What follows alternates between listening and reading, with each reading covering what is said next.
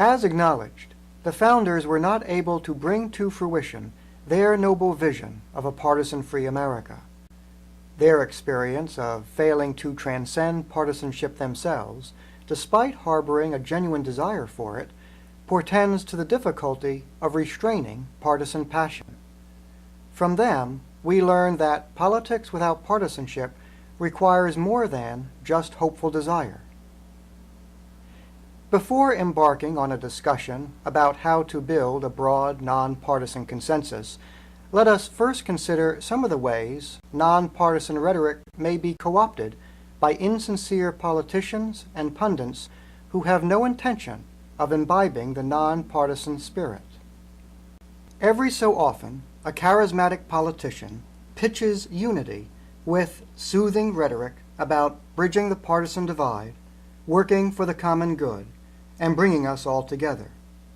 When accompanied by infectious energy, simple answers, and cute slogans, the inspiring message of nonpartisan unity is nearly irresistibly enticing in its promise of escape from the contentiousness of partisan political conflict.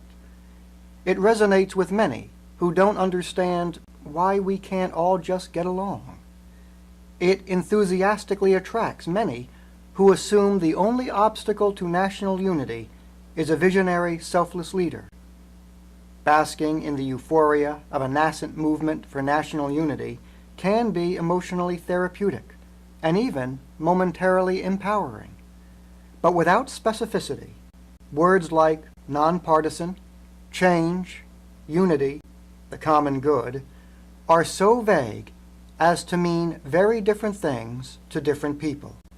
So, if we pin our fondest political hopes onto a politician skilled in using that old propaganda trick of glittering generalities and neglect to demand just what these terms mean, then we are foolishly ripening ourselves for political exploitation and ultimate disappointment.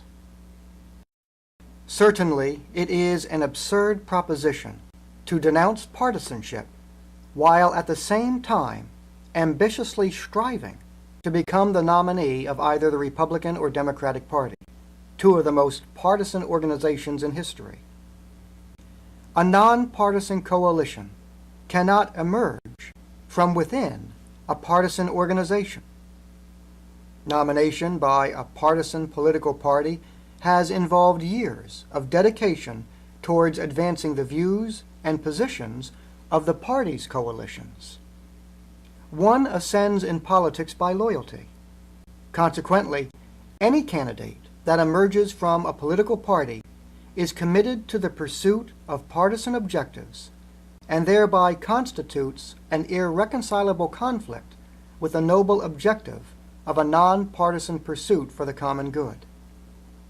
The bold insincerity, some might even dare say the hypocrisy, of the suggestion that a nominee of a political party, that is, a coalition comprised of partisan groups, can end partisanship if elected, should be dismissed immediately as the superficial smattering of a demagogue.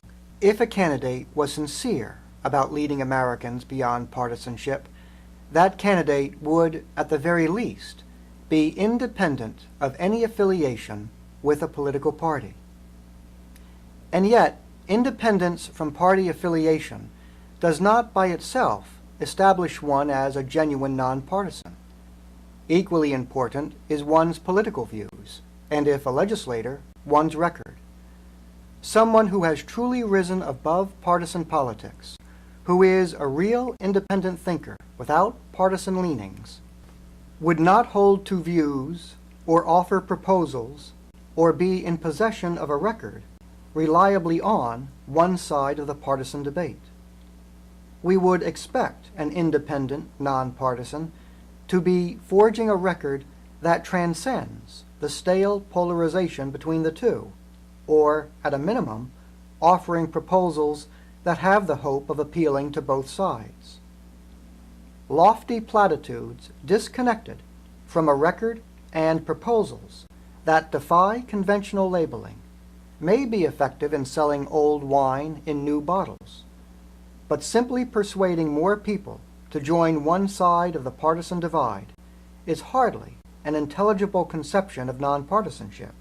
Nor would a genuine nonpartisan ever permit a double standard to warp right judgment or excuse words and actions depending on who said or did them. Dispensing with party and ideology indubitably establishes one's independence, but can still leave one shy of that mental realm requisite for a true nonpartisan. If rejection of the pre-packaged opinions offered by the Republicans and Democrats is impelled by a pompous love for one's own individual hodgepodge of opinions, that individual is as much a hinderer to the common good as is the fiercest partisan. So, too, is the intellectual laziness that would, with haughty impatience, arbitrarily split the difference dividing the partisans. Brusque indifference belittles the view of both, because it is a hasty dismissal of the legitimate concerns on both sides.